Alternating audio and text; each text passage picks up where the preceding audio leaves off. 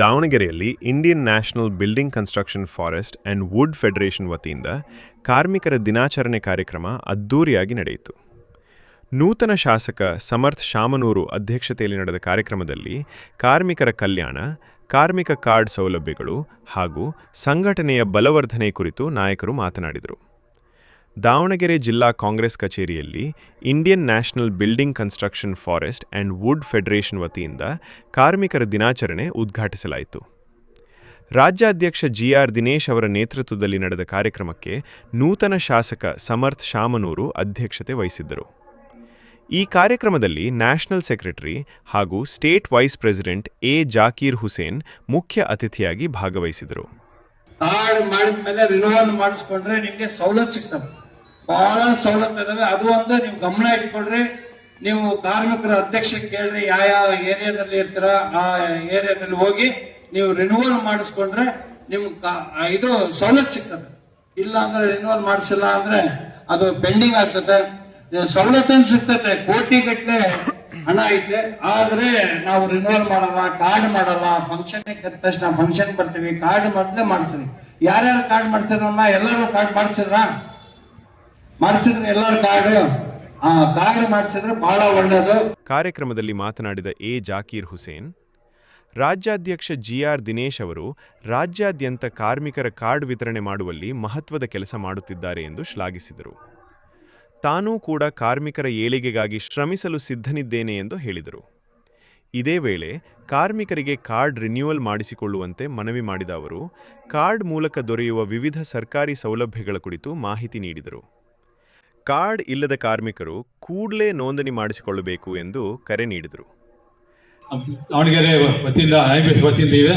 ಇಲ್ಲಿ ಕಾರ್ಮಿಕರಿಗೆ ಏನೇನು ಸೌಲಭ್ಯ ಸಿಗಬೇಕು, ಅವ್ರಿಗೇನು ಕಾರ್ಡ್ ಬೇಕು, ಕಾರ್ಡ್ ಮಾಡಿಕೊಟ್ಟು ಅವ್ರಿಗೆ ಏನು ಸರ್ಕಾರದಿಂದ ಏನು ಸೌಲಭ್ಯಗಳು ಬರಬೇಕು ಆ ನಿಟ್ಟಲ್ಲಿ ಕೆಲಸ ಮಾಡೋ ನಿಟ್ಟಲ್ಲಿ ಎಲ್ಲ ಕಾರ್ಮಿಕರು ಏನು ಸಂಘದ ವತಿಯಿಂದ ಏನು ಯೂನಿಯನ್ ಇದೆ, ನಮ್ಮ ಇಂಡಿಯನ್ ಕನ್ಸ್ಟ್ರಕ್ಷನ್ ಫಾರೆಸ್ಟ್ ವತಿಯಿಂದ ಹಾಗೂ ಜನೌಷಧಿ ಕಟ್ಟಡ ವತಿಯಿಂದ ಯೂನಿಯನ್ ಮಾಡ್ಕೊಂಡಿದ್ದೀರಾ.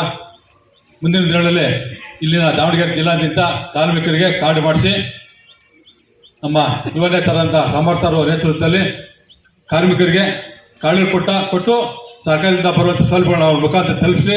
ಕಾರ್ಮಿಕರ ಹಿತಾಸಕ್ತಿಗಾಗಿ ನಮ್ಮ ಸಂಘಟನೆ ನಿರಂತರವಾಗಿ ಕೆಲಸ ಮಾಡುತ್ತಿದೆ.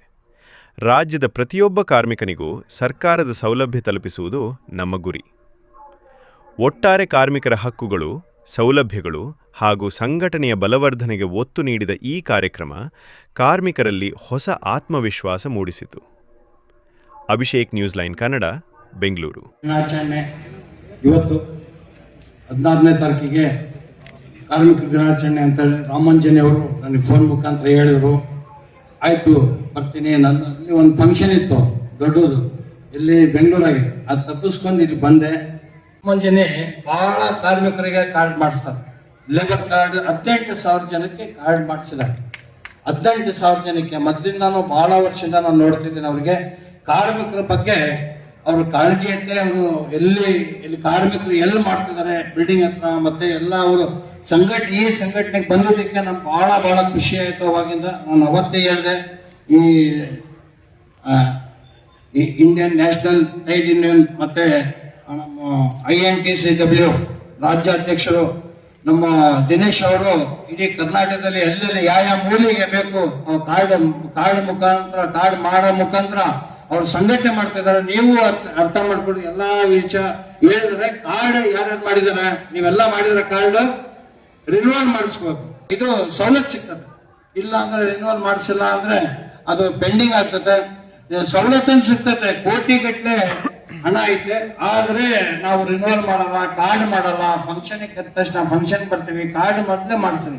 ಯಾರ್ಯಾರು ಕಾರ್ಡ್ ಮಾಡಿಸಿದ್ರಮ್ಮ? ಎಲ್ಲರೂ ಕಾರ್ಡ್ ಮಾಡಿಸಿದ್ರೆ ಎಲ್ಲರೂ ಕಾರ್ಡ್ ಮಾಡಿಸಿದ್ರೆ ಬಹಳ ಒಳ್ಳೇದು. ಸಮರ್ಥ್ ಅವರು ಒಳ್ಳೆ ಯುವಕ, MLA, ನಿಮ್ಮ ಏರಿಯಾದಲ್ಲಿ MLA ಇದ್ದಾರೆ. ಏನ್ ಬೇಕಾದ್ರೂ ಕೆಲಸ ಮಾಡ್ತೀನಿ ಅಂತ ಹೇಳಿದ್ದಾರೆ. ಏನನ್ನ ರೆಕಮೆಂಡ್ ಬೇಕಿದ್ರೆ ಅಫಿಷಿಯಲ್ ಏನನ್ನ ಗೌರ್ಮೆಂಟ್ ಇಂದ ಏನನ್ನ ಸಹಾಯ ಬೇಕಿದ್ರೆ ಅಲ್ಲಿ ಹೋಗ್ರಿ, ಮನೆ ತಗ ಹೋಗ್ರಿ, ಏನ್ ಬೇಕಾದ್ರೂ ಮಾಡ್ತಾರೆ ಅಂತ ನಾನು ಈ ಭಾವನೆಯಲ್ಲಿ ಇಷ್ಟು ಬಿಸಿಲೈತೆ. ಇವತ್ತು ಟೈಮ್ ಆಗೈತೆ, ಸಾಕು. ನಮಸ್ಕಾರ.